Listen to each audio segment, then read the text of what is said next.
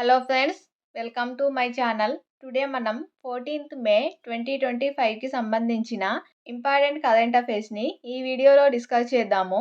మా ఛానల్ని కనుక ఫస్ట్ టైం చూస్తున్న వాళ్ళుంటే వీడియోని లైక్ చేసి ఛానల్ని సబ్స్క్రైబ్ చేసుకోండి. డైలీ కరెంట్ అఫైర్స్కి సంబంధించిన వీడియోస్ మన ఛానల్లో అప్లోడ్ చేయడం జరుగుతుంది. చూడని వాళ్ళుంటే కనుక చూడండి. అన్ని డేస్కి సంబంధించిన కరెంట్ అఫైర్స్ వీడియోస్ ఉన్నాయి. కాంపిటేటివ్ ఎగ్జామ్స్లలో మీకు చాలా బాగా ఉపయోగపడతాయి. అలాగే వీడియో కింద డిస్క్రిప్షన్లో మన టెలిగ్రామ్ ఛానల్ లింక్ కూడా ఉంటుంది. అందులో కూడా జాయిన్ అవ్వండి. అందులో మీకు పీడిఎఫ్ కూడా ప్రొవైడ్ చేయడం జరుగుతుంది. టుడే ఫస్ట్ టాపిక్ చూద్దాము. టుడే ఫస్ట్ టాపిక్ కనుక చూసినట్లయితే ఇది చాలా ఇంపార్టెంట్. ఇండియన్ పాలిటీ, కరెంట్ పాలిటీలో లింక్ చేసుకొని చూసుకోవాలి. కరెంట్ పాలిటీలో లింక్ చేసుకోండి. ఇలాంటి టాపిక్స్ చాలా ఇంపార్టెంట్. వీటి నుంచి కంపల్సరీ క్వశ్చన్స్ ఎక్స్పెక్ట్ చేయవచ్చు. నేడు సిజేఐగా జస్టిస్ బిఆర్ గవై ప్రమాణం.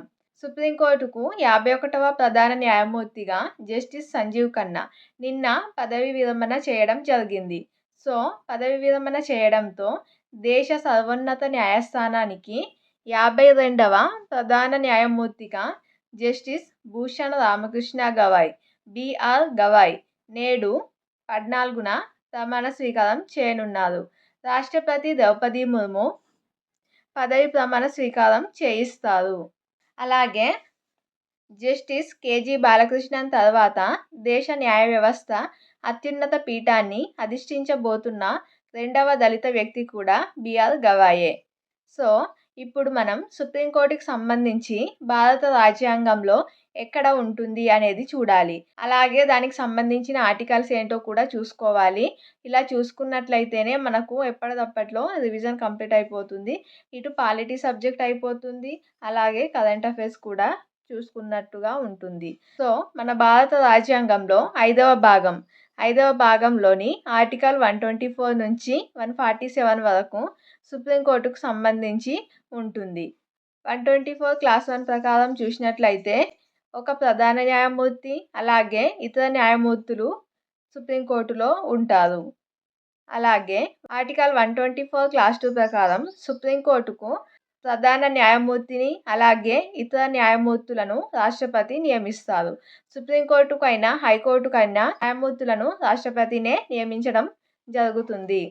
ఆర్టికల్ 124 క్లాస్ 6 ప్రకారం రాష్ట్రపతి పదవి ప్రమాణ స్వీకారం చేయిస్తారు. అలాగే నెక్స్ట్ టాపిక్ చూసినట్లయితే ఐఐసిటి శాస్త్రవేత్తకు ప్రతిష్టాత్మక ఫెలోషిప్.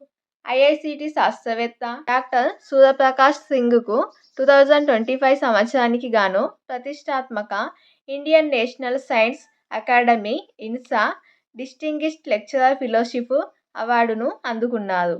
దేశంలోనే అత్యుత్తమ పరిశోధనలు చేసిన యువ శాస్త్రవేత్తలకు ఈ ఫెలోషిప్ను అందించడం జరుగుతుంది. సౌర సాంకేతికతల సామర్థ్యాన్ని పెంపొందించేందుకు అధునాతన మాలిక్యులర్ పదార్థాలను ముఖ్యంగా ఫోటో సెన్సిటైజర్లను రూపొందించడంపై విశేష కృషి చేయడం జరిగింది. దీనికి గాను సూర్యప్రకాష్ సింగ్కి ఈ ఫెలోషిప్ను అందించడం జరిగింది. ఐఐసిటి సిఐఎస్ఆర్ పరిశోధకుడికి ఈ ఫెలోషిప్ రావడం ఇదే మొదటిసారి. అలాగే హైదరాబాద్ ప్రాంతానికి కూడా ఇదే మొదటిసారి అంట. అందుకనే మొదటిసారి కాబట్టి ఇంపార్టెంట్గా ఉంటుంది, గుర్తుంచుకోవాల్సి ఉంటుంది. ఐఐసిటి శాస్త్రవేత్త డాక్టర్ సూర్యప్రకాష్ సింగ్ 2025 సంవత్సరానికి Indian National Science Academy distinguished lecturer ఫెలోషిప్ను అందించడం జరిగింది. నెక్స్ట్ టాపిక్ కనుక చూసినట్లయితే డిసెంబర్ 9న స్కిల్స్ వర్సిటీ క్యాంపస్ ప్రారంభం. ఈ స్కిల్స్ వర్సిటీ క్యాంపస్ని డిసెంబర్ 9న ప్రారంభించనున్నారు. రాష్ట్ర ప్రభుత్వం ప్రతిష్టాత్మకంగా చేపట్టిన యంగ్ ఇండియా స్కిల్ యూనివర్సిటీ శాశ్వత క్యాంపస్ను రంగారెడ్డి జిల్లా కందుకూరు మండలం మీర్ఖాన్పేటలోని శాశ్వత వర్సిటీ క్యాంపస్ను డిసెంబర్ 9న ప్రారంభిస్తామని ఐటీ పరిశ్రమల శాఖ మంత్రి దుద్దిళ్ల శ్రీధర్ బాబు ప్రకటించడం జరిగింది. యంగ్ ఇండియా స్కిల్ యూనివర్సిటీ అనేది ఎక్కడ ఉంది? ఈ ప్లేస్ అనేది ఇంపార్టెంట్ గుర్తుంచుకోండి. రంగారెడ్డి జిల్లా కందుకూరు మండలం మీర్ఖాన్పేట అని గుర్తుంచుకోండి. డిసెంబర్ 9న ప్రారంభించనున్నట్లు చెప్పడం జరిగింది. అలాగే నెక్స్ట్ చూసినట్లయితే విపత్తుల కారణంగా 54 లక్షల తరలింపులు, అంటే వలసలు అంటాం కదా అలా. సో వరదలు, తుఫానులు వంటి ప్రకృతి వైపరీత్యాల కారణంగా 2024లో భారత్ 54 లక్షల తరలింపులను నమోదు చేసిందని, గత 12 ఏండ్లలోనే ఇదే అత్యధికమని స్విట్జర్లాండ్కు చెందిన international displacement monitoring centre IDMC నివేదికను వెల్లడించింది. హింసాత్మక పరిస్థితుల కారణంగా భారత్లో 1700 సందర్భాలలో ప్రజలను తరలించారు. 2023లో మణిపూర్లో చోటు చేసుకున్న తరలింపుల కంటే ఇది కాస్త తక్కువ.